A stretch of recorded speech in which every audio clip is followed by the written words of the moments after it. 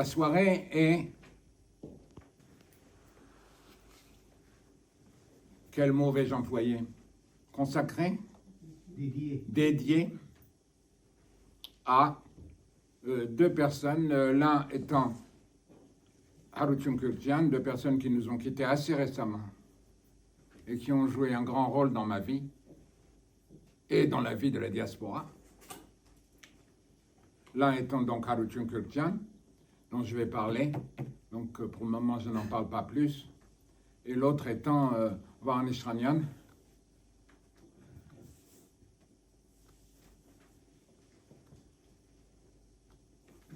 Vahan Işranyan, c'était le petit-fils de Vahan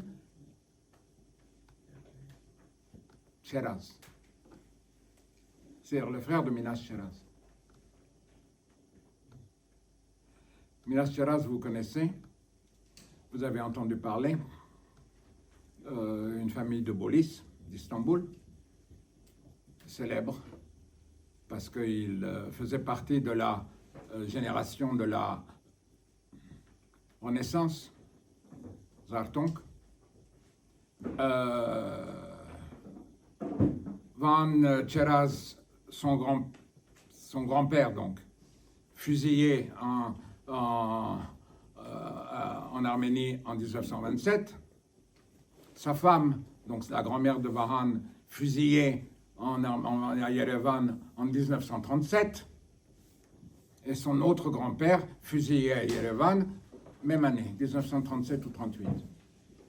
Alors, il fallait supporter aussi, faire vivre ce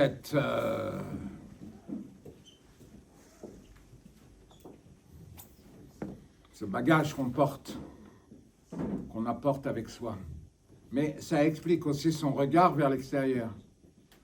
Il était l'un des seuls, comme je l'ai dit tout à l'heure en arménien, à avoir ce regard vers l'extérieur, à savoir que non seulement que dehors il y a des Arméniens, tout le monde sait que dehors il y a des Arméniens, mais à comprendre que, à savoir que il y a qu'un dialogue est nécessaire, que quelque chose qui vienne de l'extérieur et doit être entendu à l'intérieur des frontières.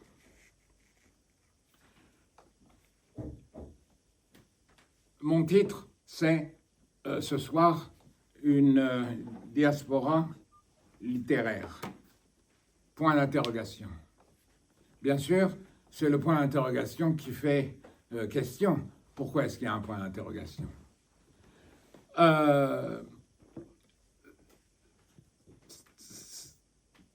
J'espère qu'on comprendra à la fin pourquoi il y a un point d'interrogation.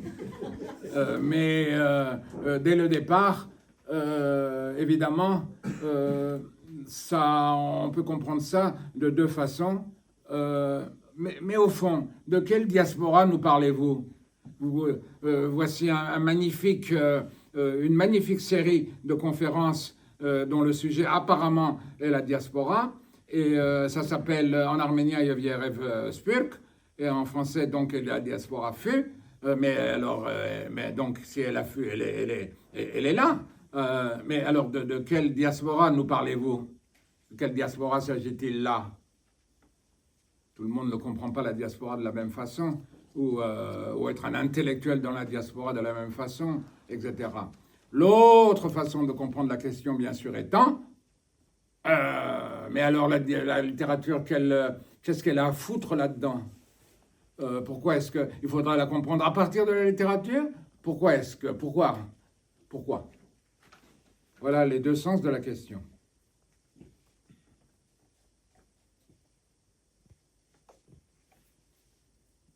Et au fond, cette question, et même cette double question, elle a toujours été là, n'est-ce pas? Il y a tant d'années, presque 50 ans, aïe, aïe, aïe, et même plus, oulala, on réfléchissait à Paris, et je vais en parler, alors, Mais alors, qui sommes-nous? Qu'est-ce qu'on fait en ce monde? Parce quand même, il faut savoir ce qu'on fait en ce monde, n'est-ce pas? Pourquoi on est là? Cette réflexion sur la diaspora, elle a débuté à la fin des années 60, donc 66, 67, 68, on se réunissait le rue Bleue. C'est là-bas que cette vie-là, pour moi, a commencé, rue Bleue.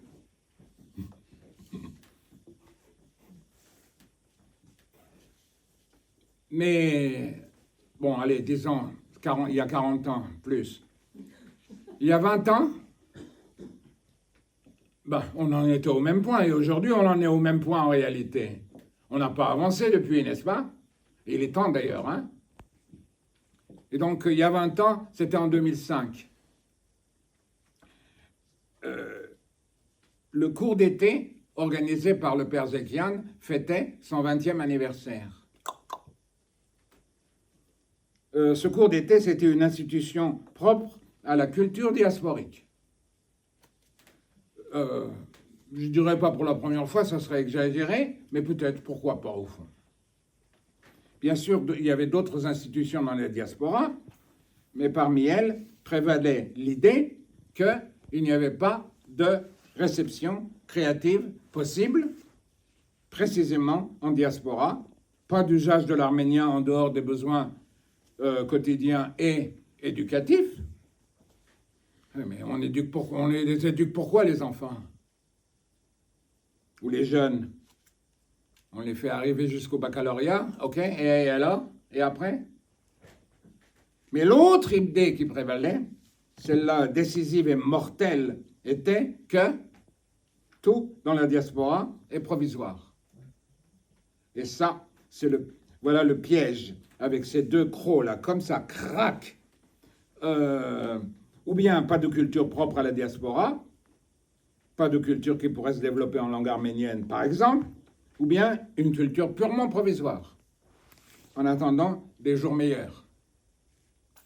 Et vous savez bien qu'après la chute de l'Union soviétique et l'indépendance politique de l'Arménie, le premier croc de ce piège a fonctionné à plein en diaspora.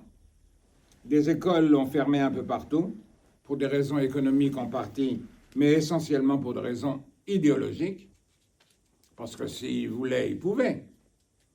Le Melkonium de Chypre est un bon exemple, mais les exemples se sont multipliés. À Venise, en France, aux États-Unis. Heureusement, il y a eu d'autres créations depuis, hein, d'institutions, d'écoles, etc., en particulier en France. Des centres culturels ont fermé leurs portes, des bibliothèques ont cessé d'être accessibles, et j'en ai l'expérience. Et pas de culture arménienne propre à la diaspora. Ce n'était pas une constatation, bien sûr. Qu'est-ce qu'ils en savaient? C'était un impératif. Pour prouver que c'est impossible, vous faites tout pour la rendre impossible. Pourquoi pas? Et l'autre attitude, alors, celle du en attendant, eh bien, c'est la conviction, encore une fois parfaitement idéologique, que la diaspora ne peut pas avoir de culture propre, que toute culture diasporique, toute intelligence diasporique est condamnée au déclin et ne peut être qu'une culture en exil, au mieux, et en tout cas pas une culture de l'exil. Et donc, au début de ce petit exposé que je vous fais aujourd'hui, et ça ressemble beaucoup à une conférence, excusez-moi, je préférais que ça ressemble à une causerie, mais voilà. Cette différence entre une culture, qu'est-ce que j'ai dit? En exil et une culture de l'exil, c'est essentiel, bien sûr. Une culture de l'exil, c'est quoi? C'est une culture qui assume la situation exilique, et donc l'existence exilique, qui en fait quelque chose, et qui essaye de comprendre précisément sa place en ce monde en tant que situation exilique.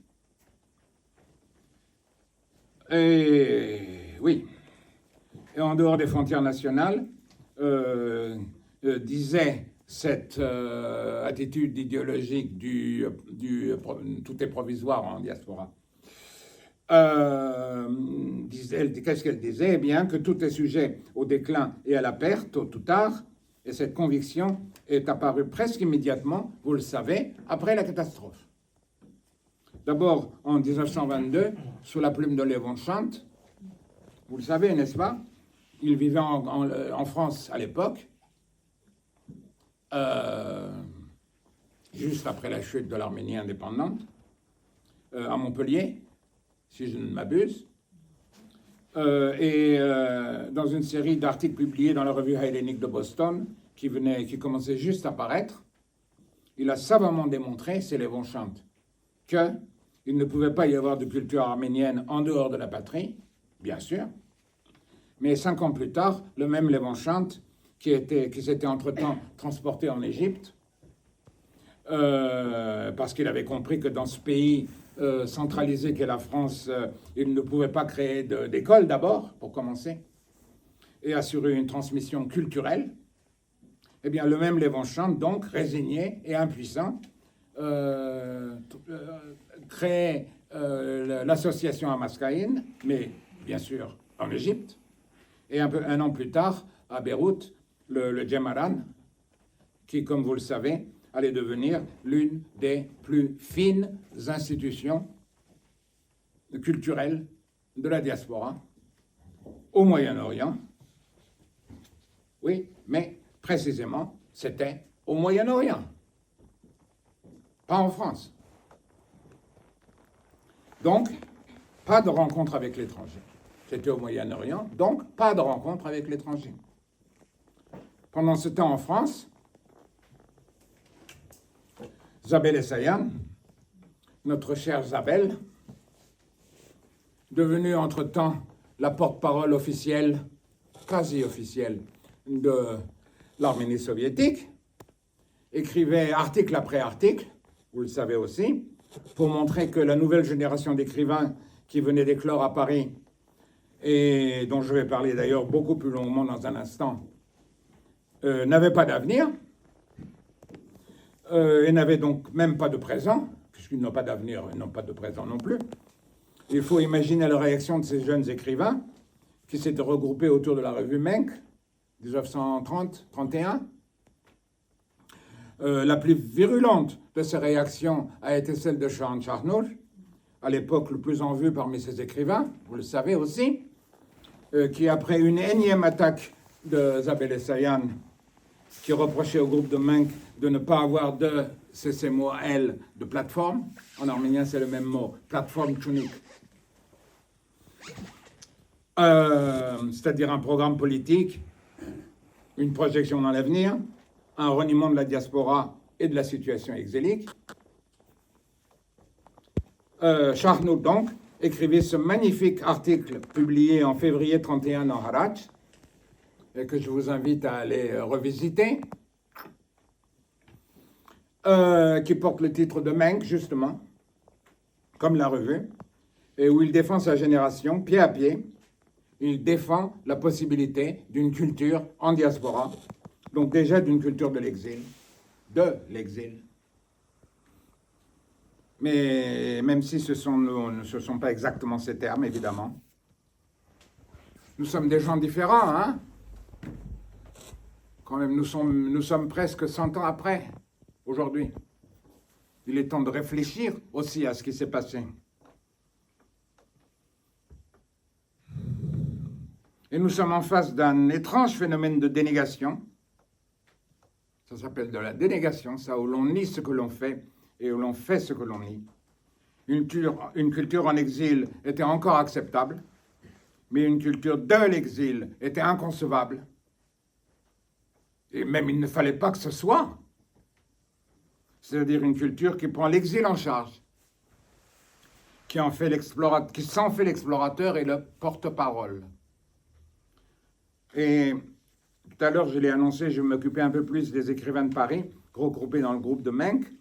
Parmi eux, il y avait Shavash Natouni, qui écrivit alors, 1930, premier numéro de Menk, précisément et malheureusement donc dans la revue Menk.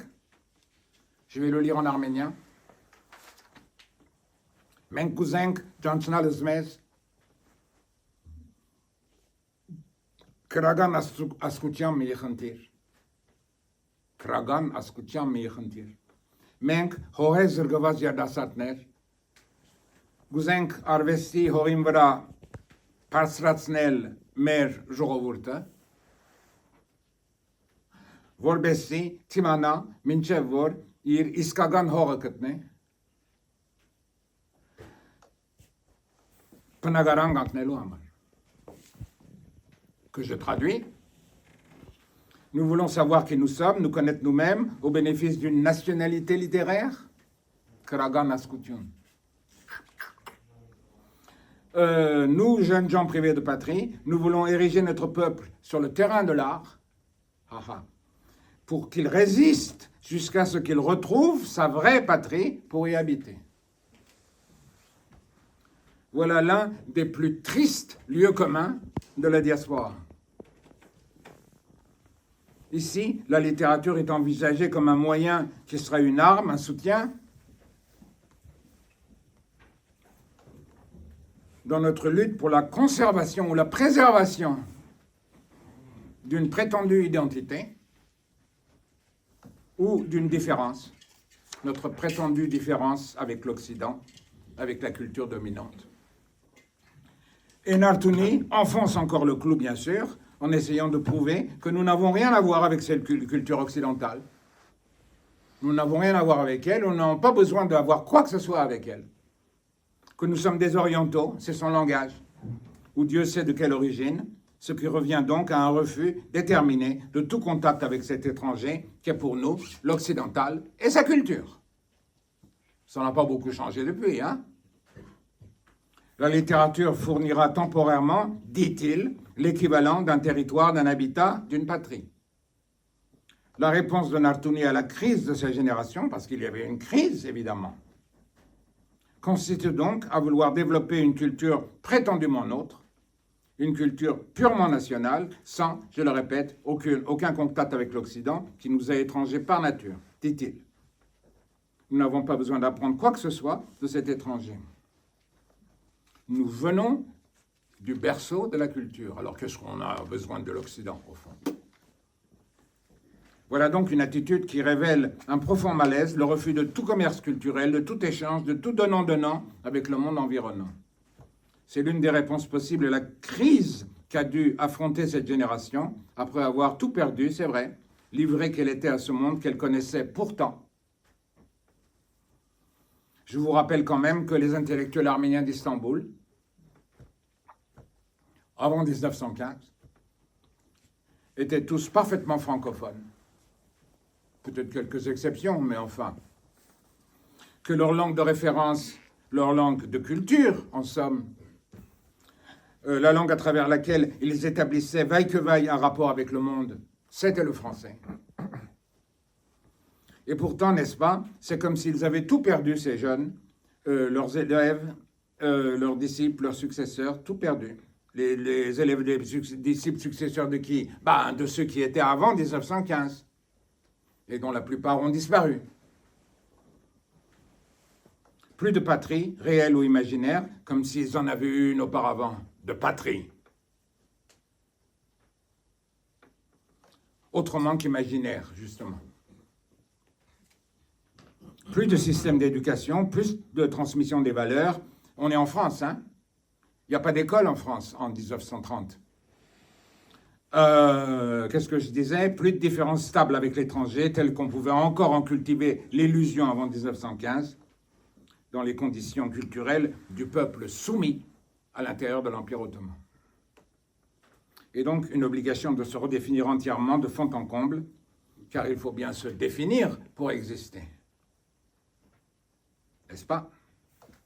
Alors Nartouni se définit en déclarant que les valeurs occidentales sont fausses. Et n'oublions pas Shoushanian, pareil, Shoushanian, même topo. Tous les deux, main dans la main, ils développent ce lieu comme un misérable d'un art à créer pour résister temporairement Nartonis Shoshanyan sont les plus représentatifs de cette position qui choisit de croire en une culture conservée et prolongée en exil, au lieu de choisir la confrontation avec l'étranger, avec ce qui était pour eux l'étranger, au lieu de choisir l'invention d'une culture d'exil propre à l'exil. Et cette attitude est, vous le savez, la plus courue en diaspora. Elle constitue la base de ce qu'on pourrait appeler la politique culturelle des organisations de la diaspora, avec le lavage de cerveau idéologique pratiqué dans les écoles, au Moyen-Orient comme ailleurs, à l'encontre du présent, de l'ici et maintenant, et alors même que ces écoles, en tout cas au Moyen-Orient, ont été la colonne vertébrale. Je répète, alors même que ces écoles, et en particulier au Moyen-Orient, ont été la colonne vertébrale d'une possible culture diasporique à venir, toujours à venir.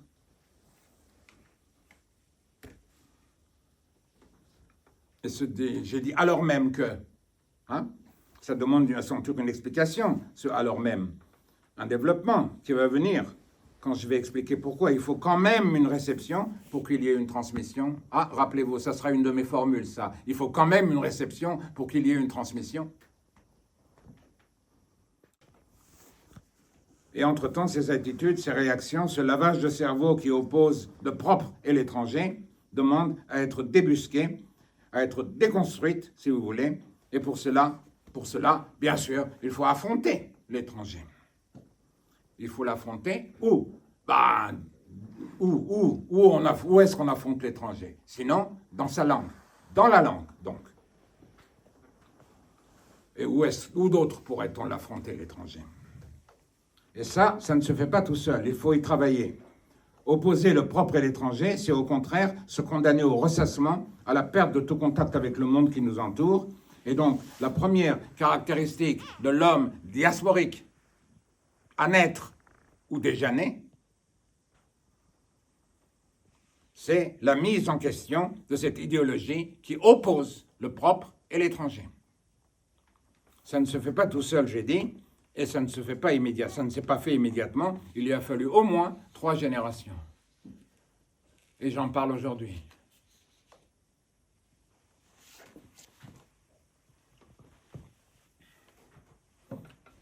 Je suis énervé, hein, je suis en colère, hein. Mais ça fait 40 ans que je suis en colère. Mais aujourd'hui, je suis capable de l'exprimer. C'est drôle. Ce que j'explique ainsi ne constitue que la première étape, donc, d'une longue réflexion et d'une longue genèse de ce que je viens d'appeler l'homme diasporique. Première étape, celle qui met en évidence et qui forcément dénonce les structures de pensée sur lesquelles la diaspora a cherché à éduquer les générations successives et parfois à ne rien éduquer du tout. C'est une première étape dans notre interrogation sur ce que c'est que cette naissance de l'homme diasporique. Mais c'est aussi une première étape, disons, historiquement. C'est une première étape conceptuellement, et c'est par là qu'il faut commencer. Mais c'est aussi historiquement la première étape. Car c'est exactement cela, et précisément, pratiquement, dans les mêmes termes, que ce que nous disait, c'est exactement ce que nous disait Harutyun Kukjian. Ah voilà, je commence à parler de lui là. En 1968, dans son essai Yegror Tavasarum, Pasmativ a Nightnerov. Seconde équation aux multiples inconnus. Drôle de titre, n'est-ce pas? C'est parce que l'essai voulait faire écho à un texte alors récemment paru en Arménie par Vartkes Bedrosian, dont le sujet était la complexité culturelle, paraît-il, dans laquelle vivait l'habitant de la République soviétique d'Arménie. Mais ça, c'était leur problème à eux, là-bas. Eh bien, la complexité n'était pas moindre du côté de la diaspora. C'est le propos de Kukjian. Cet essai de Kukjian est la pierre angulaire de toute réflexion présente et à venir sur l'homme diasporique. Pierre angulaire, ou bien comment on dit la pierre sur laquelle on bâtit une maison, la première pierre, c'est laquelle? Comment on appelle ça en français?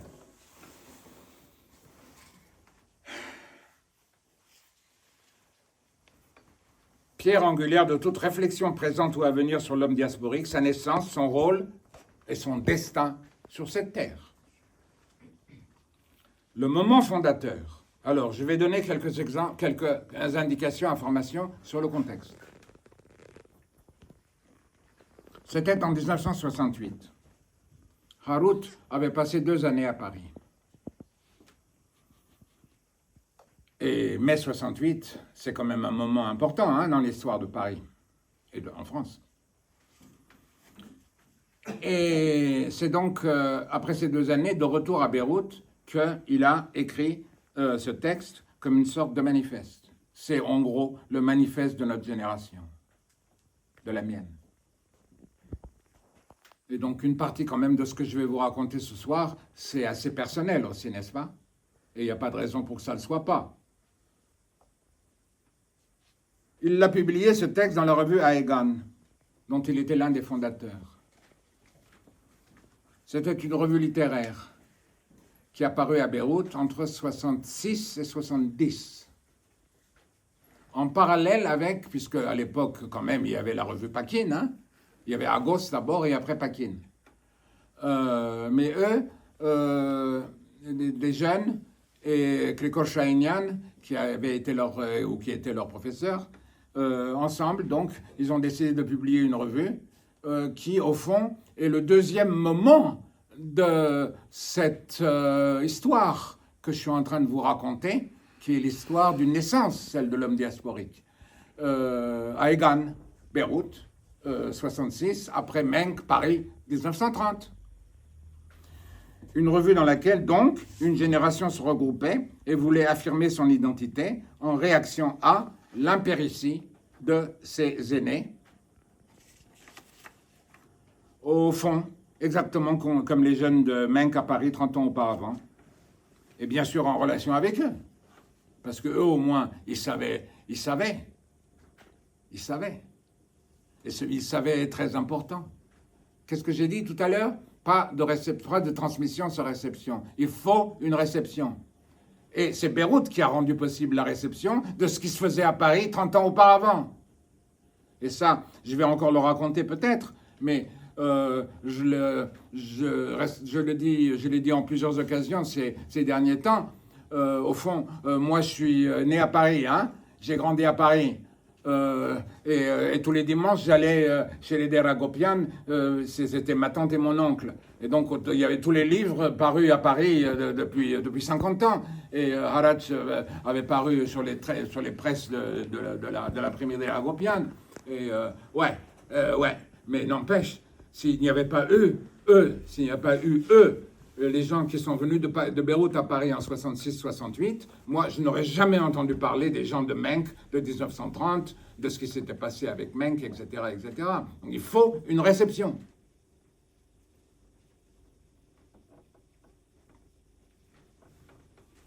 Comme si eux, ils étaient l'instance de réception.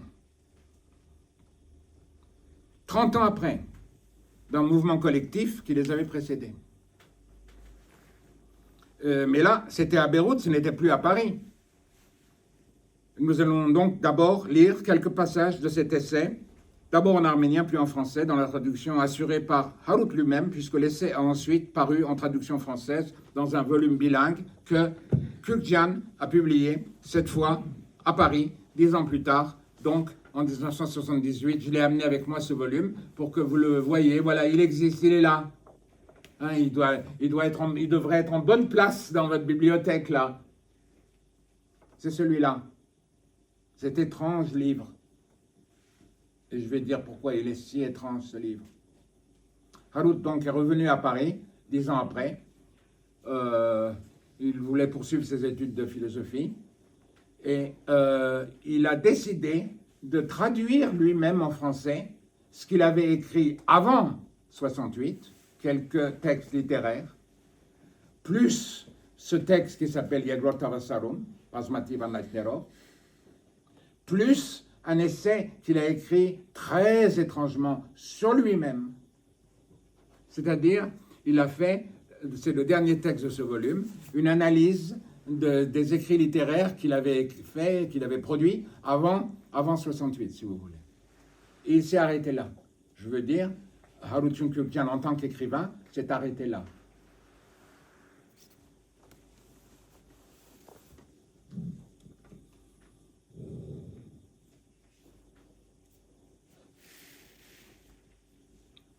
Le livre s'appelle, regardez ce livre, il s'appelle Portes d'Arakrutyam Masin. Et il n'avait pas aucune autre possibilité, puisqu'il voulait que ça s'énonce, que ça résonne en français, il n'avait aucune autre possibilité que, regardez, de le traduire par Essai sur l'exil. Oui, mais, regardez comment il écrit Dara Krutyun. Dara Krutyun. Dara Krutyun tout seul, en un mot, ça veut dire exil, rien d'autre. Mais si tu mets le tiret, ça fait autre chose, hein? Tu mets en évidence le Krutyun, l'écriture de l'autre. Donc il aurait dû traduire peut-être essai sur l'écriture de l'exil, l'écriture de l'autre, je ne sais pas. Et donc quand traduire, ça va être un de mes sujets tout à l'heure, traduire c'est important, mais c'est difficile aussi, hein. C'est difficile parce que parfois, tout simplement, c'est impossible.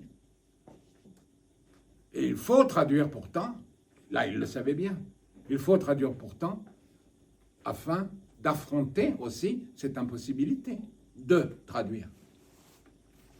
Je vais y revenir. C'est un sujet important, ça, pour moi, n'est-ce pas?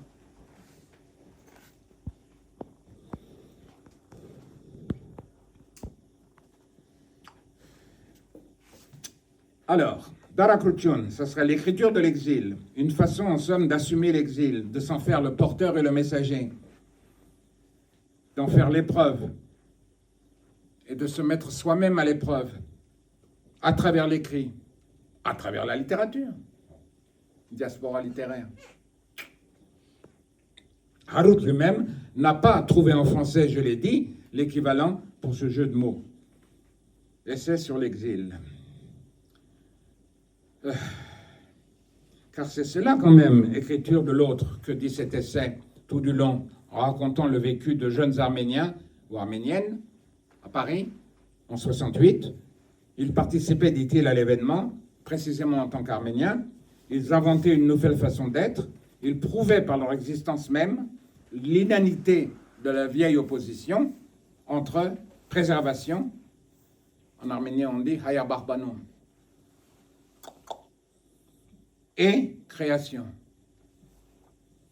Je cite en arménien, Vorofedev, Ayo, Tsuluma, entre guillemets, Français Image, Artunkne, Voch, Françagan Meshaguiti, Glanor, Ujin, Vochal, Mer Jagadakrin, Ael, Bahbanu Mimitosin, Araspelin, Khujabin, Yev Janachumi, Inkna Janachumi, Tchukoyutian. C'est fort, hein? Je traduis.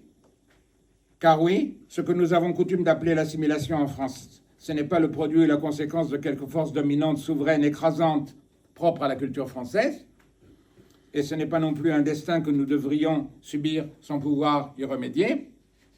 C'est directement le produit de ce mythe de la préservation de l'arménité, de cette panique qui nous habite, la conséquence du fait que nous n'avons pas travaillé à devenir conscients de nous-mêmes. Et je vous avoue, c'est moi qui retraduis. C'est-à-dire, je ne reprends pas sa traduction en français à lui.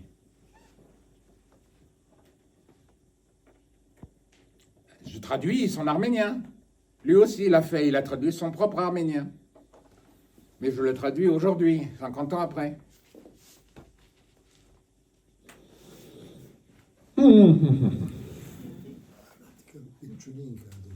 Conscient de nous-mêmes, et il faut bien dire, bien sûr,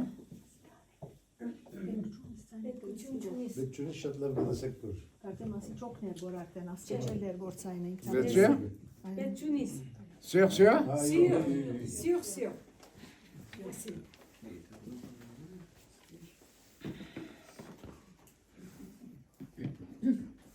Ok, qu'est-ce que je disais?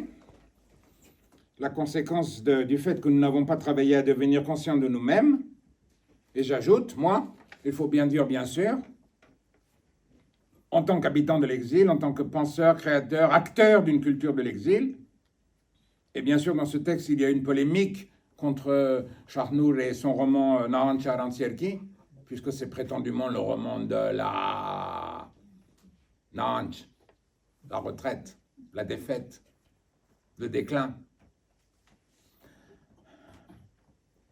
C'est faux, mais enfin bon, ça j'en parlerai quand on m'invitera la prochaine fois, ok? La retraite sans chanson et sans gloire, ce roman qui a tant fasciné plusieurs générations de lecteurs de langue arménienne, précisément de langue arménienne. Jamais aucun, il n'y a pas de traduction. Si, il y a maintenant une traduction, mais je me demande qui la lit d'ailleurs, cette traduction. Et à quoi ça sert? Précisément, langue arménienne, parce que, pourquoi fascinés? Pourquoi ils étaient fascinés? Parce qu'ils y lisaient leur propre fascination envers l'étranger. Dans le roman, c'est Nénette, l'étrangère. Hein? Envers l'étranger comme interdit. Parce que puisque c'est interdit, c'est fascinant, forcément. Interdit et donc fascinant. Et pour l'auteur, cela prouve une fois de plus que l'idéologie de préservation est destructrice, car elle est la source et le véhicule de cette fascination qui oppose aussi le propre et l'étranger. Et donc encore une citation. Papap, Hartse Gveraperi, Spurki Daratskin, Hayutune Mpernelu, Yev Girargelu Garliuchan, Այսինքն նախ կոյութենական, հաբա տաստիարակչական հարց է, ապրելու եւ ապրեցնելու հարց. Je traduis. La question, c'est de comprendre et de mettre en œuvre une possibilité d'être arménien dans l'espace de la dispersion. C'est donc d'abord une question existentielle, ensuite une question qui a trait à l'éducation. Il s'agit de vivre et de faire vivre cette identité. Donc diasporique. Et un peu avant, explicitement contre l'idéologie de la préservation, Österzel Yavoske Barpanel, Österzuma Arteng Barbane, Isk Barbanuma, Get, Pamanachi Barpanel, Barbanuma, Pochis Kingsing. Créer et non pas conserver, la création conserve d'elle-même. Quant à la conservation ou la préservation, elle ne préserve rien, ne maintient rien du tout, pas même elle-même. Le problème, voyez-vous, c'est que la traduction de la main de Kökcan, la traduction de son propre texte, elle a mis du temps à parvenir à vos oreilles. En fait, elle ne parvient à vos oreilles qu'aujourd'hui, n'est-ce pas? Parce que je vous lis l'arménien et que je retraduis. Ce texte était publié à Beyrouth et c'est de là qu'il partait pour parvenir jusqu'à nous. Il était lancé vers l'avenir. Il critiquait et dénonçait une réalité étouffante, et il le faisait en s'adressant d'abord à des lecteurs de langue arménienne, bien sûr, qui d'ailleurs n'y ont rien compris, ça je peux vous l'assurer. Il fallait le faire revenir jusqu'à nous, pour qu'aujourd'hui, ensemble, nous puissions dire « Et la diaspora fut, et Evia Revespulk ». Et il fallait procéder à un retour en arrière, à une généalogie. Comme toute naissance, la naissance de l'homme diasporique suppose un passé, une histoire. Il faut qu'elle recompose d'abord pour elle-même les étapes qui ont mené à cette naissance possible. C'est ce que je viens d'appeler une généalogie. Cette histoire, ce passé, cette généalogie, il débute à Paris, bien sûr, avec la génération de Menk. Et Harut n'a pas été seulement l'auteur de ce texte, de cette équation à plusieurs inconnus, de cet essai sur l'exil. C'est lui aussi qui, 2 ans auparavant, en 1966,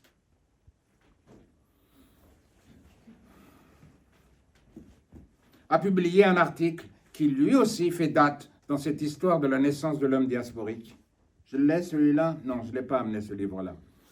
Cet article, c'était une recension du roman de Zare Vorpuni, qui venait de paraître en 1964, à Paris. Yavirev Mart, et l'homme fut.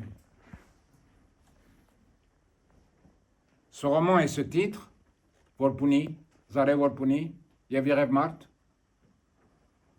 c'est ce roman et ce titre qui, si je ne me trompe, ont inspiré les organisateurs de cette série de conférences quand ils ont décidé de la présenter sous ce titre, Yavirev Spurk. Et voici l'homme diasporique. Kuljian a été le premier à comprendre l'importance de ce roman, Yavirev Mart. Il avait 22 ans. C'est quand même assez extraordinaire. Il a été le premier à comprendre sa signification, déjà, sa place dans cette généalogie de l'homme diasporique à venir. Et voilà, nous approchons de notre titre, n'est-ce pas? Une diaspora littéraire, avec le point d'interrogation.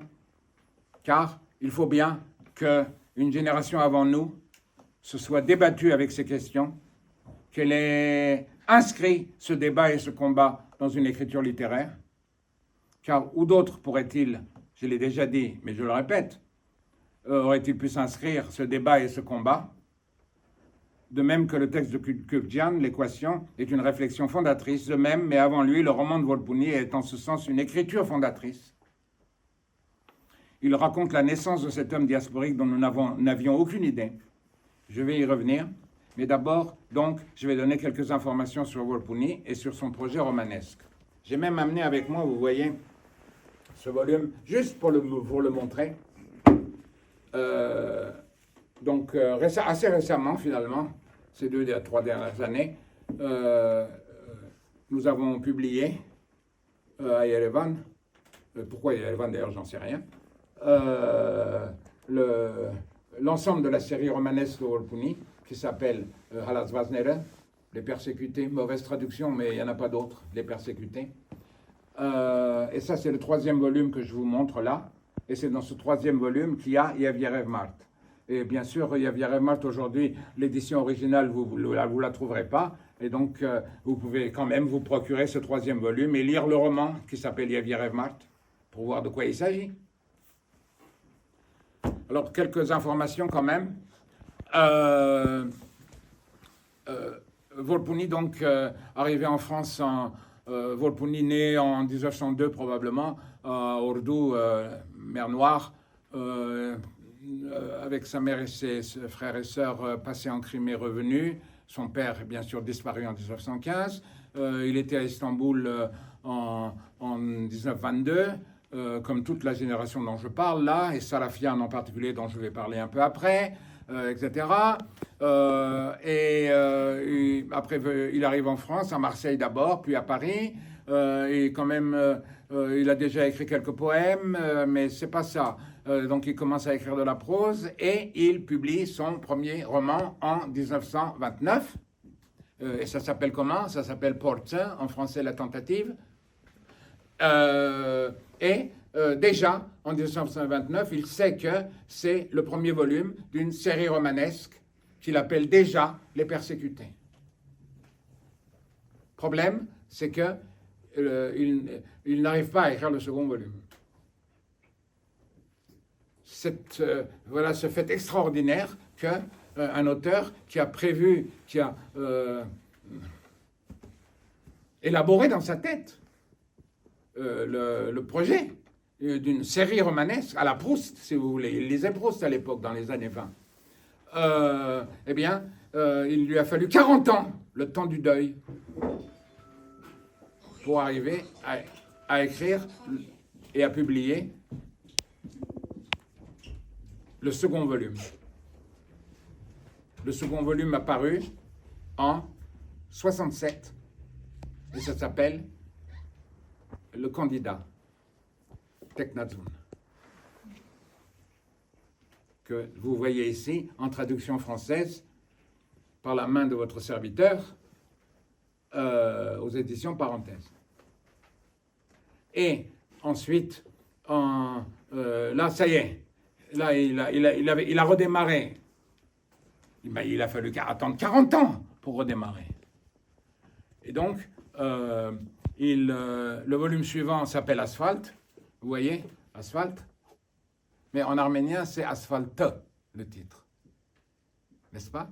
Et moi, j'ai traduit, c'est la liberté du traducteur, Asphalte, pas l'asphalte. Et à la fin de mon petit exposé d'aujourd'hui, je vais en reparler, si vous permettez. Mais donc, au début des années 60, de crainte que tout ce qu'il avait dans la tête depuis 40 ans, qu'il n'arrive pas à le mettre sur le papier, il publie ce roman qui s'appelle Yeverev Mart et qui est donc dans son esprit, d'une certaine façon, le résumé de la série. Et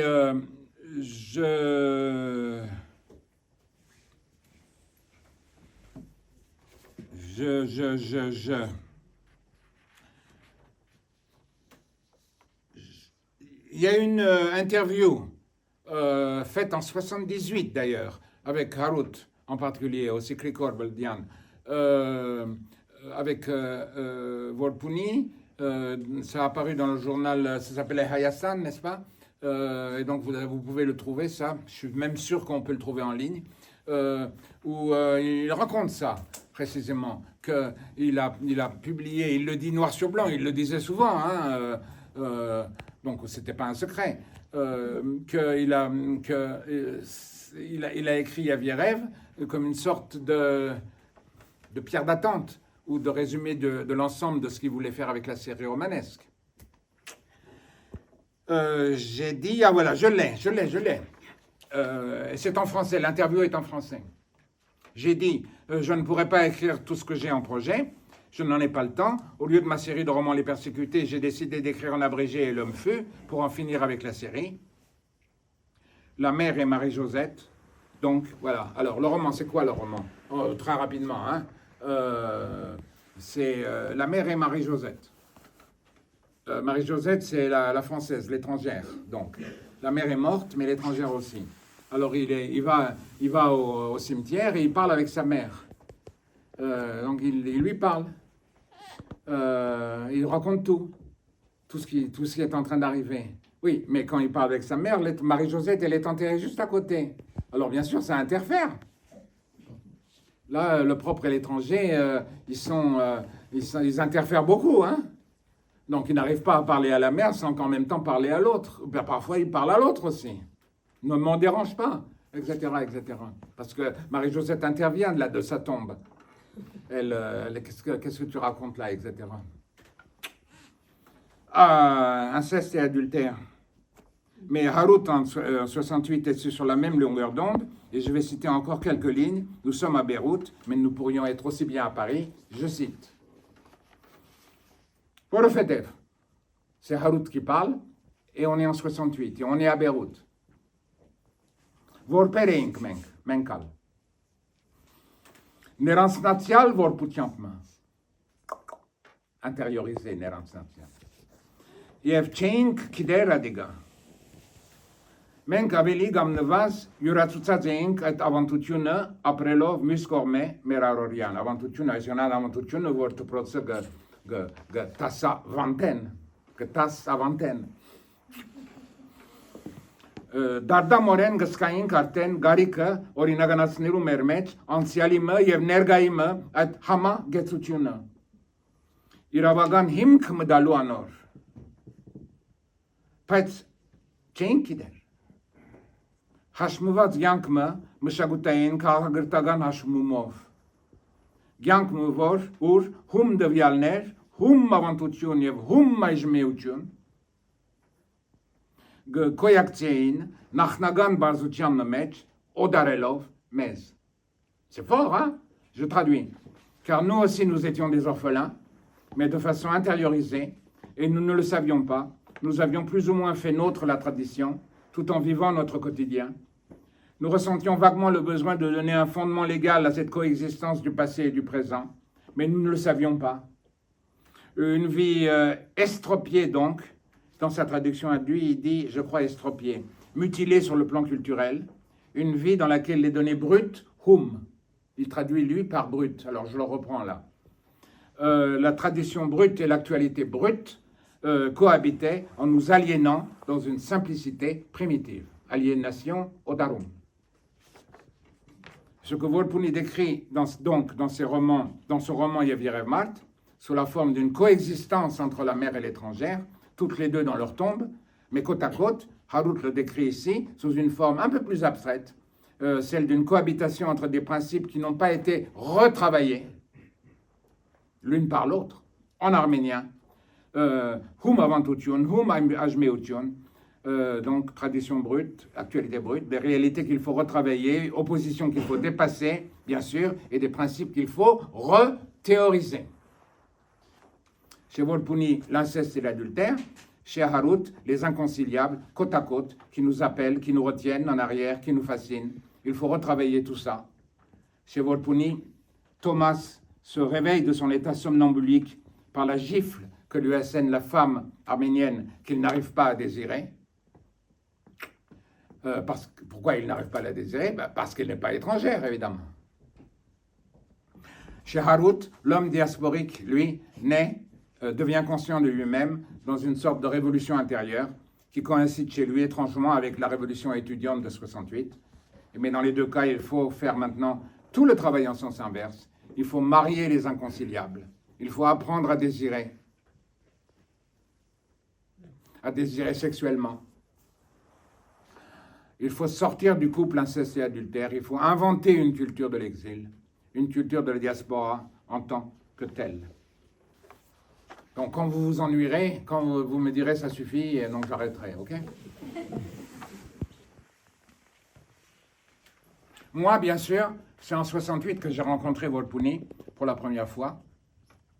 Et même plus, j'ai rencontré Zare Volpuni et Nigoros Salafian en même temps, à la terrasse d'un café à Saint-Germain-des-Prés. Et bien sûr, encore, c'est Harut qui avait organisé cette rencontre. Il voulait que ces deux représentants éminents de la grande génération de Menk rencontrent le gamin que j'étais alors, parce que j'étais vraiment un gamin. Le gamin qui ne savait rien, ni de Menk, ni de leur littérature, ni même de leur existence. Ils étaient à Paris, eux, et moi aussi, je vous l'ai dit tout à l'heure, je le répète. Et pourtant, je ne savais rien de leur existence. J'avais grandi à Paris, et pratiquement toutes les semaines, tout à l'heure, je vous l'ai dit, j'allais dans un endroit où, au fond, il y avait des intellectuels arméniens qui se rassemblaient. Et en particulier, sans doute, à Dadoulian, à Haron.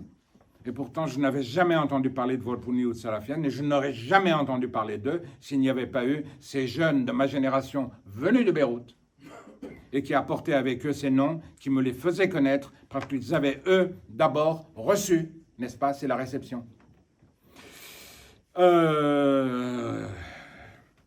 Reçu ces noms, ces œuvres, ces auteurs. Et donc, parce qu'une réception avait pu avoir lieu de Paris à Beyrouth, pour qu'il y ait ensuite une transmission de Beyrouth à Paris. Et il faut raconter cette histoire-là aussi. Il faut raconter comment la vie culturelle en langue arménienne était florissante avant la guerre, vous le savez, avec les clubs, les cafés, les journaux, beaucoup de choses. Les Ardiassal où on organisait des causeries et des rencontres, comme celle-là. Et comment tout cela avait disparu après la guerre. Salafian, Volpuni était prisonnier de guerre pendant 4 ans, donc il est revenu à Paris en 44-45. Salafian, lui, était à Paris. Et donc il faut comprendre, il faut imaginer Salafian qui, après la guerre, se réveille un matin, regarde autour de lui, il n'y a plus de vie arménienne. Il n'y a plus ces rencontres, il n'y a plus ces journaux, il n'y a plus ces revues, etc., etc. Et donc, pour les deux, Salafian a continué à publier dans Harach, toute une série d'articles, aujourd'hui republiés en livres, à Yerevan. Donc vous pouvez vous le procurer aussi. Mais il publiait beaucoup quand même, lui et Volpuni, à Beyrouth, forcément. Et donc vous savez en particulier que le Bois de Vincennes de Sarafian, Vincennes Yandare, l'un des plus beaux textes écrits en arménien occidental, a été publié en 1947 dans la revue Nairi de Tsaroukian, revue qui paraissait à l'époque encore à Alep, avant de se transporter à Beyrouth.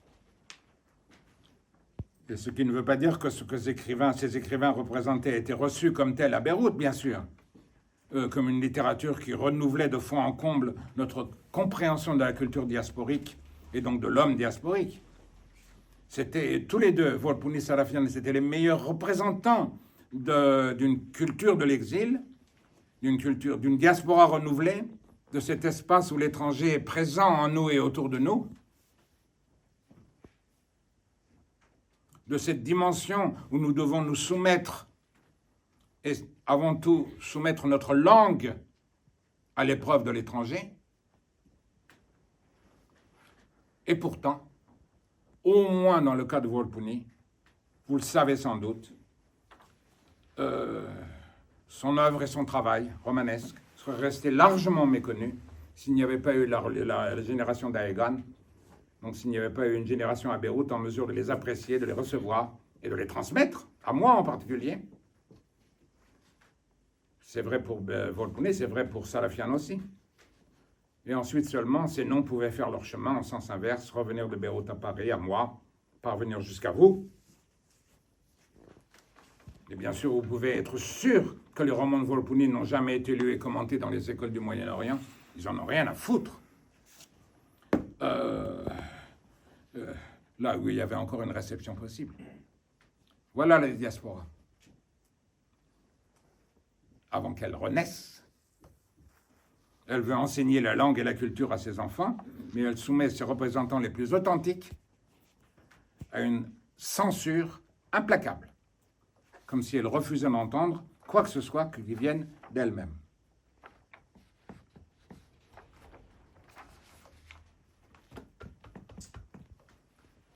Je reviens une seconde à la question de l'absence d'une institution adéquate dans la diaspora.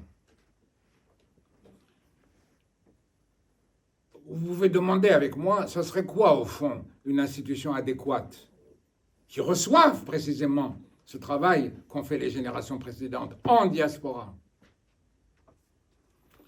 Ce serait par exemple une institution où Volpuni et Sarafian seraient lus et enseignés comme les écrivains de notre présent, de l'exil, les écrivains de l'exil, d'une culture propre à l'exil, comme le poète et le romancier de la diaspora. Une diaspora, une institution où les mots et les actes coïncideraient au lieu de se contredire. Une institution orientée vers une réception créatrice et créative de la tradition, travaillant à un renouveau de la langue dans tous ses usages, au lieu d'œuvrer à un usage idéologique du langage et au lieu de ce lavage de cerveau que nous observons encore et toujours en faveur d'un ailleurs dans lequel aucune langue, aucun langage ne peut se reconnaître en tant que réalité vivante. Et au début des années 80, vous savez, nous avions l'impression que ce moment était arrivé. Waouh! Début des années 80? Non, fin des années 70. L'ICOM venait d'être créé, Milan, avait organisé son premier colloque en 78. Deux autres colloques ont eu lieu en 79-80. Les actes des colloques ont paru. Aux États-Unis, parallèlement, il y avait l'Institut Zorian. Vous avez entendu parler de l'Institut Zorian? Qui a débuté une activité d'abord en tant que centre de documentation et de recherche, mais qui a quand même en 79 organisé un colloque prometteur qui s'appelait en anglais, What is to be asked?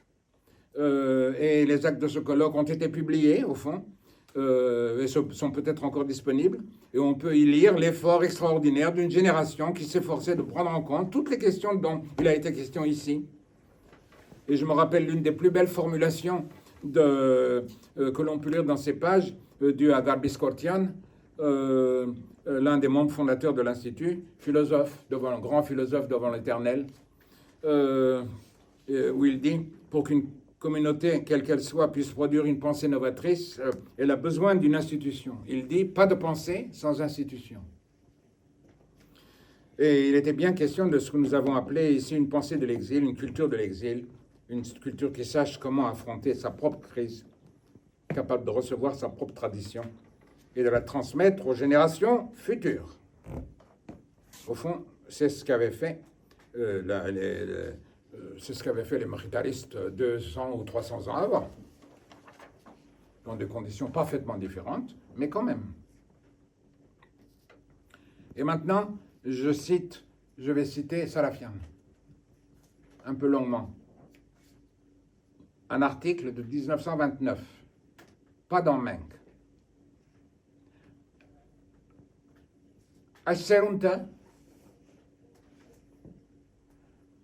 Betyaskana, Patsarik Parta, Voraskain Teshpartutune Devav, Irène, Karta.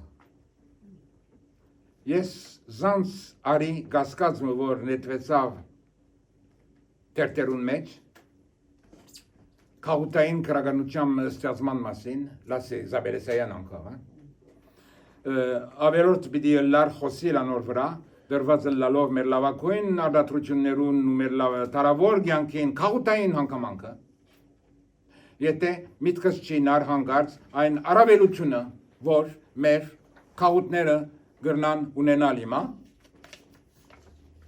Pahav, Saetsav Mer Hayrenika, Mer Votkerundagen, Zovin Dalovmez, Paitz, Lavakuin Aritne, As, Loal, Sorvelu Amar. Je traduis. Notre génération doit comprendre la chance exceptionnelle que l'infortune nationale nous a donné l'exil. Je n'ai pas parlé de ce doute qui a été formulé récemment dans les journaux à propos de la possibilité même d'une littérature en exil, c'est Isabelle Sayan.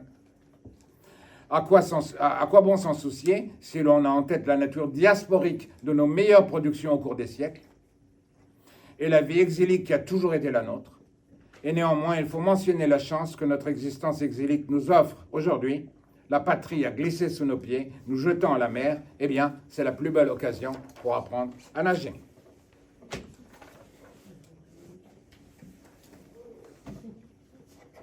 Je regarde l'heure. Ça fait en gros 1 heure pour le moment. Vous me donnez encore un quart d'heure.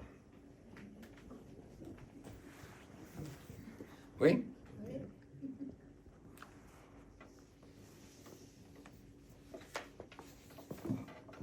Vous savez que j'essaie de retracer une histoire, en plus de mes questions que j'ai posées au début. Quelle diaspora et pourquoi, quel rôle doit jouer la littérature dans cette diaspora? Pourquoi elle joue un rôle, au fond? Mais en dehors de ça, j'essaie de vous retracer une histoire, n'est-ce pas? Un aller-retour, des générations, la façon dont moi je l'ai reçue, cette tradition diasporique, au fond, etc. Mais vous savez que il y a au moins un auteur qui est difficilement situable, j'allais dire, dans cette histoire et dans cette réflexion, au fond. C'est Bayo Shagan, dont vous avez peut-être entendu parler, quand même l'un des grands auteurs de la diaspora, et qui est l'auteur d'un des grands livres de la diaspora, qui est le livre de poésie paru en 65, qui s'appelle Karaka. Vae, qui a émigré aux États-Unis en 75. Vae, c'était le fils de Agop Shagan, n'oublions pas, quand même. Né en 22, en Bulgarie, vécu en Égypte très peu et à Chypre avec son père, ensuite en Palestine, ensuite à Paris, ensuite il est venu à Beyrouth, et en 75, il est passé aux États-Unis. Et Vae, lui, dans son coin, j'allais dire dans son coin, Parce que vous voyez, il ne se raccrochait pas étrangement à la génération de Menck. Il ne les comprenait pas en réalité. Et il ne les appréciait pas presque, je dirais. Mais dans son coin, il a mené lui aussi une réflexion sur la diaspora. Et alors, c'est pour ça que je voulais les avoir, les gammes là, que j'ai publiées. Donc dans le gamme numéro 8, publié en 22, j'ai regroupé quelques textes de Vahe Oshagan, où il y a sa réflexion sur la diaspora. Elle est constante, mais là, elle est explicite. C'est dans les années de 80 à 91, en gros. Avant l'indépendance et juste après l'indépendance. Et donc, procurez-vous ce gamme et lisez ce que Vahe écrit. Et à un certain moment, Vahe, il a décidé qu'il était temps de proclamer l'indépendance de la diaspora. Alors, je vous lis ces quelques lignes. Elles valent le coup. Adene Yegadzevor, Karakagani Heratskin Meknor Darazm Heranank Menk, Espurki Hayeres, Darazvor, Kerishran Bedaganutiamp, Gam Horain ou Karagan Khariskov Baymanavor, Jrovut Neren tous Kutnevor, Mezneman Mushakutain Miavor Nerun, Harmari. Mushakutain Miavor Nerun, Harmari. Parce que ce n'est pas politique, donc c'est Mushakutain. Ok? Yev annonce da, Karakagan Antatsik Sahmanumin Vaveraganutuniev Dogunutuna. Ein besvor, Gailihe Arten Hosil Spurkian Angachuchian Herchagumi Masin. Vat Hazarnair Utsuni inni, Okosos Uti, Hayastani Harabiduchian Herchagumin Zukaher, Sagen Angangach. Et je traduis. Il est temps pour nous, Arméniens et diaspora, de développer une nouvelle formulation du concept de politique, n'est-ce pas? C'est vrai ça. Une formulation qui convienne aux communautés culturelles comme la nôtre. Mushagutain, c'était comment? Mushagutain, vous trouverez, vous vous rappellerez. Mushagutain, Miavor, l'idée. Qui ne font pas partie, ces communautés culturelles comme la nôtre, pas partie des peuples conditionnés par Baymanavor Vaz, par la souveraineté étatique. Et là, il emploie un mot extraordinaire. Kerishran Bedaganutiamp. La souveraineté étatique ou par un ancrage territorial ou politique. Une formulation qui leur confère la même authenticité et la même solidité que celle dont jouit la définition politique la plus banale, si bien que l'on peut déjà parler d'une déclaration d'indépendance propre à la diaspora, en parallèle avec la déclaration d'indépendance de l'Arménie du 8 août 89, en parallèle, mais indépendamment d'elle.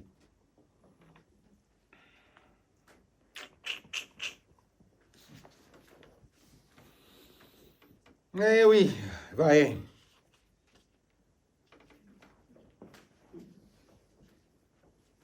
C'est beau, cette déclaration d'indépendance, je dois dire. Un peu tiré par les cheveux, mais quand même, toutes les formulations sont là. La formulation centrale, à mes yeux, c'est cette formulation de Kerishran Bedaganutiamp. C'est-à-dire, quand je dis, au début, vous vous rappelez, j'ai dit, on est dehors, mais il faut que nous comprenions, mais que eux comprennent, ceux qui sont dedans, comprennent aussi que non seulement nous sommes dehors, mais nous sommes le dehors. Et pour ça, il faut nous repenser comme le dehors. Il faut comprendre ce que ça veut dire, le dehors. Le dehors de quoi? Eh bien, Vahe nous le dit. Le dehors de toute souveraineté étatique.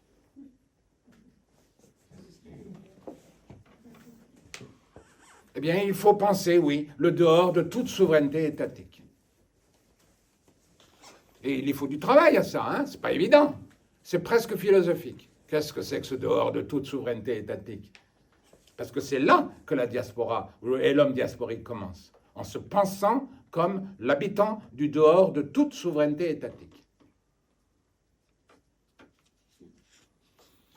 Eh oui.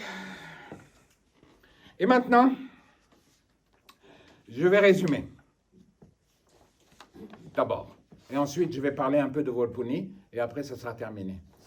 Votre calvaire sera terminé.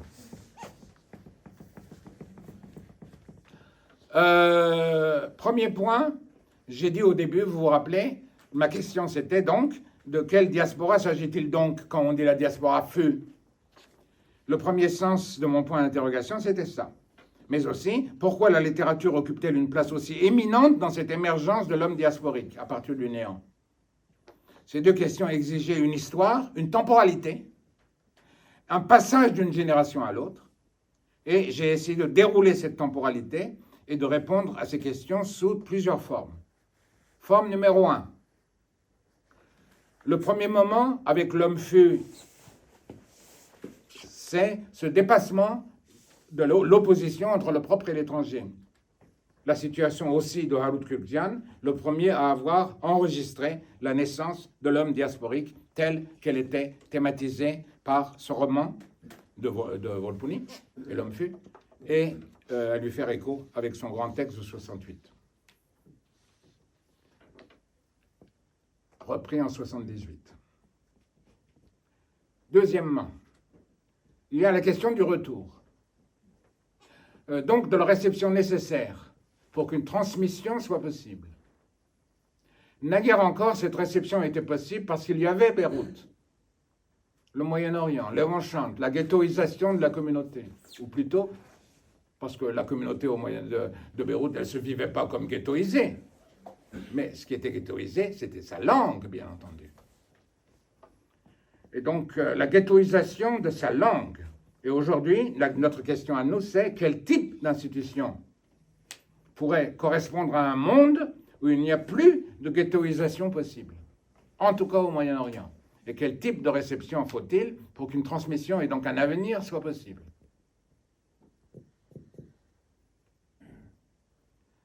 Et troisièmement, comment en effet la langue peut-elle assumer cette situation parfaitement inconnue jusqu'ici, celle où elle, la langue, est purement une langue du dehors, la langue du dehors. Ça n'existe pas dans le monde, ça. Nous sommes les premiers.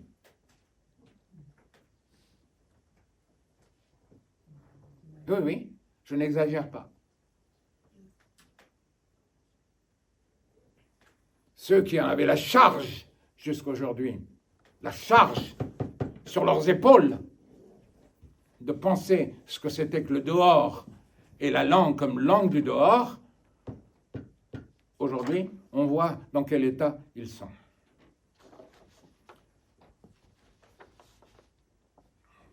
Le 8 décembre, le mois dernier, dans ma discussion avec Krikol Beledian, je disais, je me cite en arménien, les zones betke stansne il tersutun.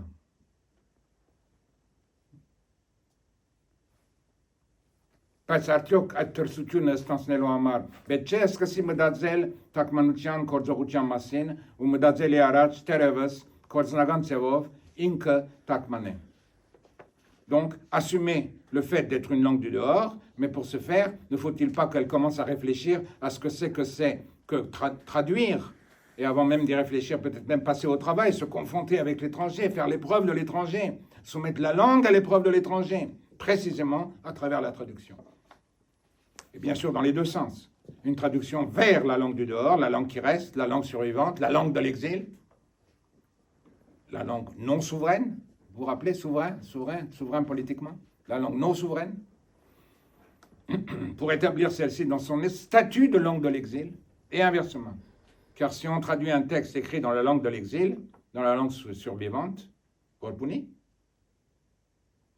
si on le traduit donc vers une langue souveraine, le français, il ne reste plus rien de ce statut de langue survivante, de langue de l'exil. Alors ça sert à quoi de traduire?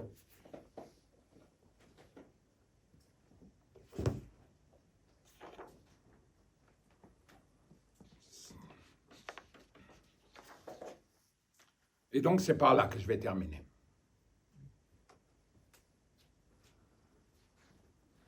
Ce roman de Volponi, Asphalt, ne se contente pas de raconter la rencontre avec l'étranger. Oui, il raconte la rencontre avec l'étranger, avec l'étrangère, comme Charnour. Chez Charnour, c'est Nénette. Et à la fin, il faut bien qu'il la tue, Nénette, pour prouver que c'est impossible. Impossible quoi? Qu'est-ce qui est impossible? Vous ne vous rendez pas compte, mais vous l'avez sans doute pas saisi. C'est qu'à la fin du roman de Charnour, Nénette dit, Nénette, elle est en sang. Elle est à l'hôpital et quand Bedros rentre à la maison, toute la maison est en sang.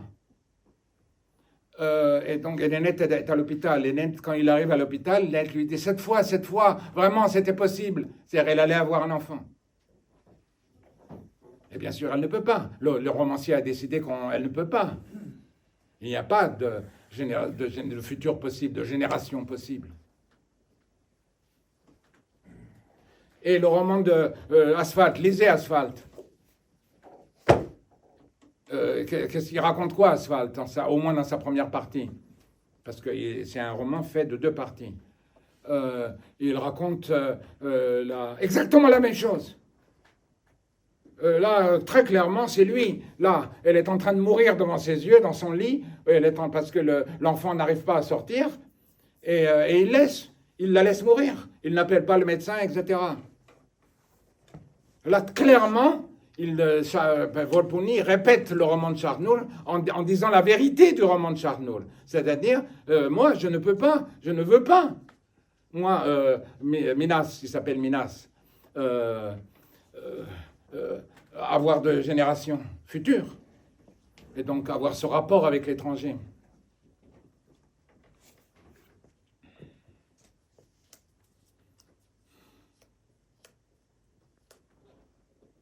Mais, qu'est-ce que je viens de dire? Que le roman de Volponi ne se contente pas de raconter la rencontre avec l'étranger, il met sa langue à l'épreuve de l'étranger, précisément. Il réalise cette chose proprement inouïe, il invente ce que nous pourrions appeler une langue diasporique. C'est pour ça que, là, il y a dans le volume 1 de Halas Vazner, puisqu'il est en 3 volumes. Hein. Dans le 3e volume, il y a Yevierev Mart. Mais dans le volume 1, il y a en particulier Asphalt. Hein. Il invente ce que nous pourrions appeler une langue diasporique. Je pourrais utiliser d'autres formulations, mais je m'en tiens à celle-ci. Il réinvente sa langue en tant que diasporique. Et par là même, il donne naissance à la diaspora. Yevierev Spurk. Et donc, ce qui a été annoncé dans Yevierev Mart, en fait, c'est là que ça se produit. Dans la série, dans son ensemble, si vous voulez. Oui, mais vous allez me dire, et c'est ce que je vous ai dit moi, il y a 3 minutes, que restait-il de tout cela quand nous traduisons le même roman en français? Puisque c'est en arménien que ça se passe. La diasporisation de la langue. La transformation de cette langue en une langue diasporique, en une langue de l'exil, en une langue survivante, en une langue non souveraine, qui est capable de dialoguer avec les langues souveraines. Que reste-t-il de cette invention secrète, celle qui sous-tend l'expérience nouvelle que nous avons de nous-mêmes, celle de l'existence exilique? Eh bien,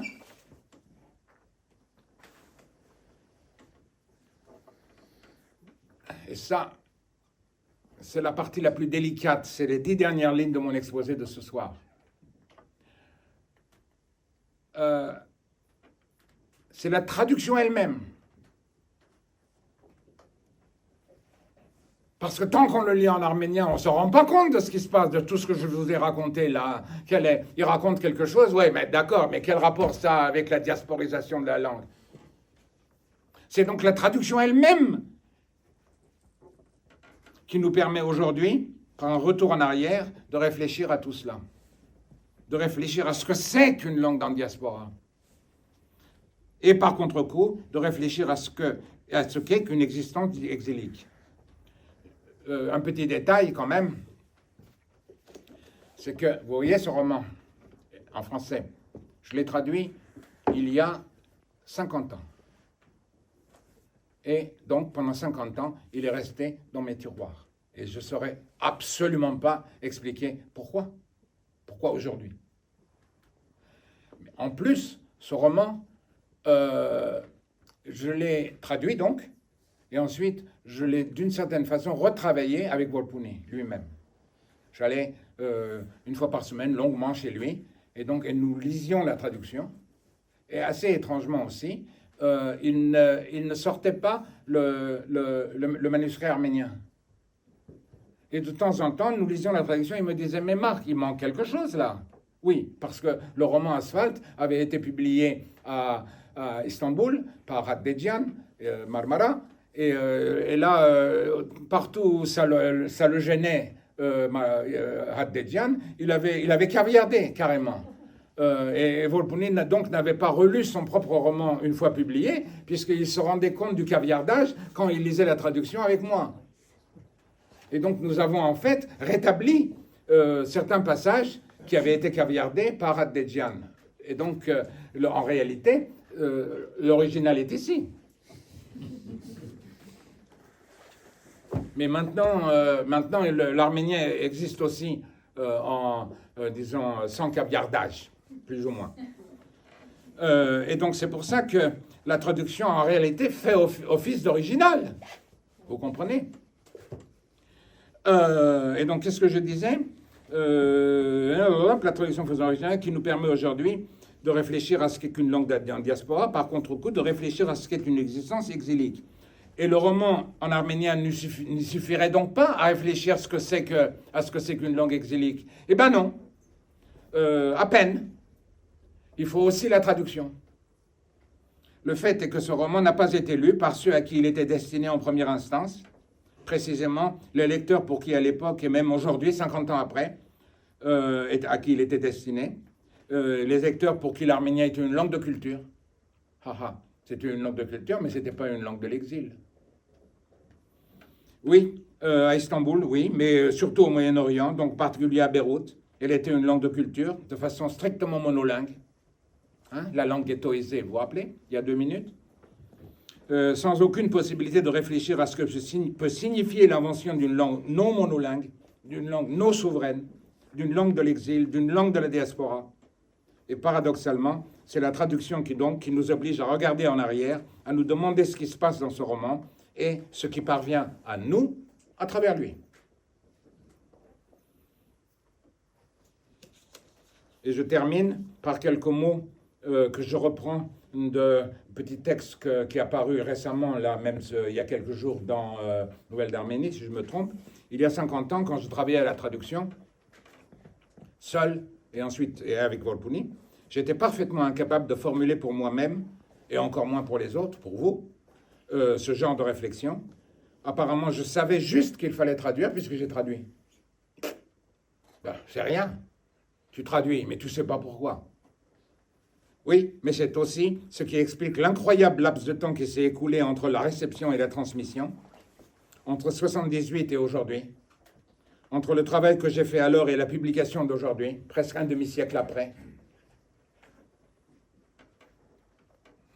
Il fallait donc tout ce temps pour sortir des ornières classiques de la réception monolingue et pour commencer à réfléchir à l'existence exilique à travers l'invention d'une langue diasporique qui est évidemment tout sauf souveraine, et qui se définit même ainsi aujourd'hui, enfin. Et pour finir vraiment, je cite une ligne mais là, je ne commente pas, vous irez voir. Je commenterai une autre fois, au fond. Krikor Boledian a un ouvrage qui s'appelle Mandranev, recueil poétique, dans lequel la dernière unité s'appelle Anjurovut Lezu, cette langue qui n'a pas de peuple, mais qui est une langue quand même. Waouh! Le peuple, lui, n'est pas rassemblé, mais la langue, elle existe. Comment ça se fait, ça?